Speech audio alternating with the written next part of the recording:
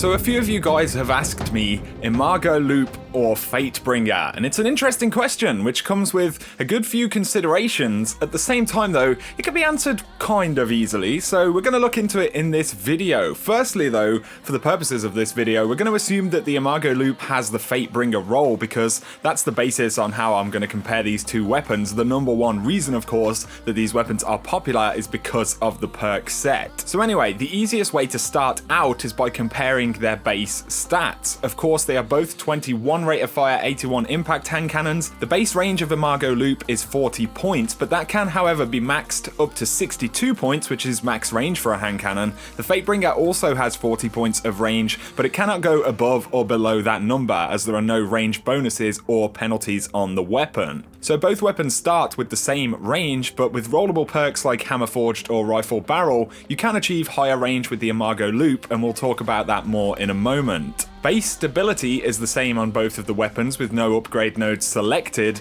Again, with the Imago Loop you can improve base stability, but then of course you're not likely to be taking advantage of the range benefit that Imago can offer with the right roll. In terms of reload stats, they are also the same. Again, with the Imago you have the chance to improve that, but with perks like Outlaw it becomes fairly unimportant. In terms of hidden stats like aim assist and recoil direction, they are basically the same weapon. Imago can technically have a higher equip speed, but that will come from bonuses that you're not likely to be looking for. To summarise the stats on these weapons, they are basically the same with the exception of range, which is of course very important for hand cannons. Imago Loop can achieve more range than the Fatebringer, and that is absolutely a valuable attribute for the weapon, although it does come at a cost depending on your preference, which I'll cover in a moment. The Imago Loop can roll the exact same perks as the Fatebringer, with the exception of Field Scout and Single Point Sling. It can however roll Extended Mag in the same slot as Field Scout, and Single Point Sling isn't going to be a huge deal to most people, so that brings us onto the big one, explosive rounds. Explosive rounds has been proven to increase damage on PvE enemies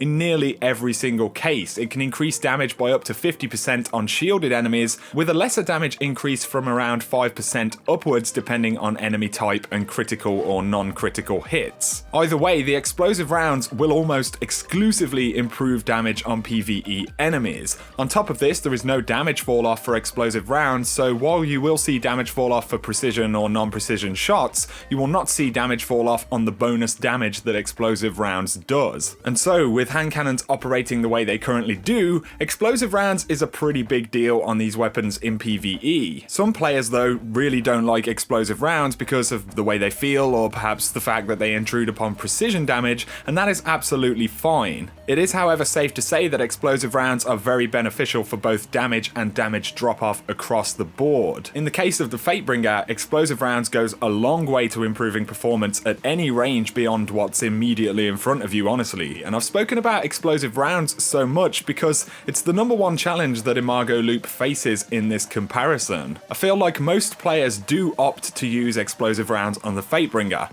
To me, it feels like an intrinsic part of what makes the Fatebringer good, especially in year 3 considering how range works on hand cannons right now. Explosive rounds improve damage and damage drop-off, but also have a degree of crowd control capability. Now, because Imago Loop and Fatebringer have the same base range, they are going to perform exactly the same as each other if you have the same perks. In the case of the Imago Loop, explosive rounds rolls in the middle slot, which means that you can't have an Imago Loop which has better range, but also has explosive rounds, for example. So in that respect, assuming the Imago has the same perks as the Fatebringer, it's not a better hand cannon, they are literally the same. So at least we have that out of the way for now. But that leaves the question, why bother with the Imago Loop? And it's a damn good question, which I only really have a couple of answers for, and it comes down to range and once again explosive rounds. If you are a player who doesn't like explosive rounds, and I know that's absolutely the case for some folks, like I said, it's totally cool, there is no rule that says you must use explosive rounds.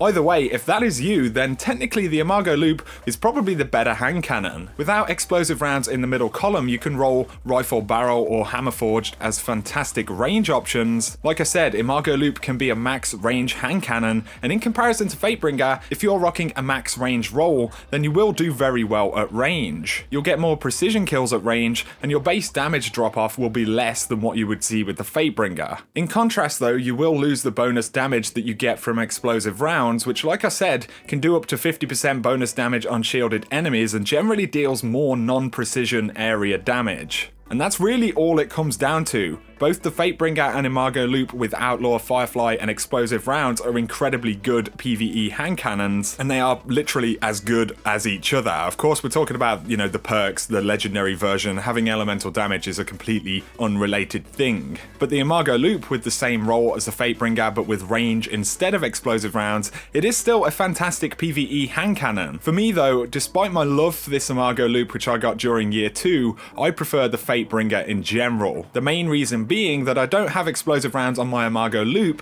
and for me in particular, I don't benefit a ton from the bonus range, at least not more than I benefit from explosive rounds itself. When I'm in hand cannon range, I'll happily use a hand cannon. However, as soon as I'm dealing with marginally longer range engagements, I prefer to switch up to a scout or whatever else does the job better. So really for me, the bonus range that Imago can offer is kind of wasted. But that's very much based on how I play and what I enjoy. To summarise though, if you have an Imago with Outlaw, Explosive rounds and Firefly, it's basically identical to the Fatebringer in every respect. The Imago cannot be better than the Fatebringer if it has explosive rounds, but if explosive rounds aren't valuable to you, then you will do better with an Imago if it has hammer forged or rifle barrel, because if you use Fatebringer without explosive rounds, you do have considerably less range, which is not really a good thing. Another consideration is the fact that it is incredibly difficult to get a Fatebringer rolled Imago, even one that has range in the middle instead of explosive rounds. So if you run the raids, the likelihood is that you will get a Fatebringer before too long. The likelihood of you getting a perfect Imago Loop, however,